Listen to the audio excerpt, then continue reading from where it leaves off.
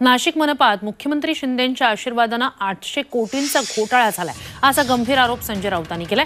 नगरविकास खात्याचे तत्कालीन मंत्री असलेल्या शिंदेंनी आपल्या मर्जीतल्या बिल्डरांचा फायदा व्हावा म्हणून नियम डावलून भूसंपादन केलं, असा घणाघात राऊतांनी केलाय। राऊतांनी मुख्यमंत्र्यांची थेट तक्रार पंतप्रधान मोदींना पत्र लिहित केली आहे।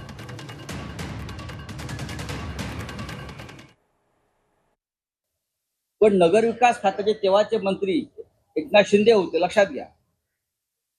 आणि नगरविकास खात्याच्या ह्या नेतृत्वानं नाशिक मधली आपली जी बिल्डर लॉबी आहे त्यांचा फायदा व्हावा म्हणून 157 कोटी रुपयांची परवानगी असताना सुद्धा महापालिकेचं प्रशासन, इकडले भाजपचे पदाधिकारी आणि आपल्या मर्जीतले बिल्डर यांच्या लाभासाठी 800 कोटी रुपयांचे अमृत नोनी गॅस्ट्रिन, अपचन, ऍसिडिटी, गॅस्ट्रबल ह्यापैकी तुम्हाला कुठलाही गॅस्ट्रिक प्रॉब्लेम झाला, उपाय एकच, अमृत नोनी गॅस्ट्रिन।